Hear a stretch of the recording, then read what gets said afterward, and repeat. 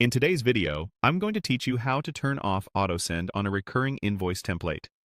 If you've ever set up a recurring invoice and then realized you need to stop it from going out automatically, maybe a project paused, a rate changed, or you just want to review each invoice before it's sent, this walkthrough is for you.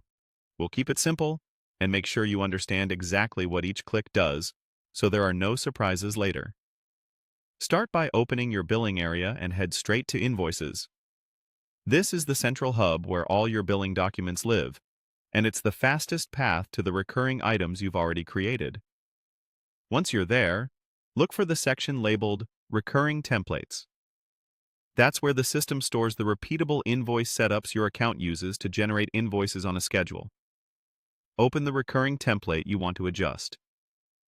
Choose the one tied to the client or schedule you're concerned about. When the template opens, you're looking at the blueprint that the system uses to create each new invoice. Any change you make here will affect future invoices generated from this template, not the ones already sent or created. Find the autosend control. Depending on your setup, it may appear as a toggle labeled autosend or an option to pause template. Turning autosend off means invoices will still be created on schedule, but they'll wait in draft until you review and send them manually. Pausing the template, on the other hand, stops the system from creating new invoices at all until you resume it. Choose the option that best fits your situation. Turn off autosend if you still want drafts generated, or pause the template if you want everything on hold for now.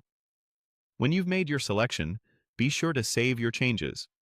Saving is what locks in the update, and without it, the system will continue following the previous setting.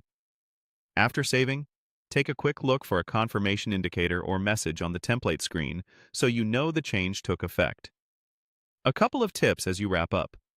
If you turned off autosend, set yourself a reminder around the usual invoice date so you remember to review and send drafts on time.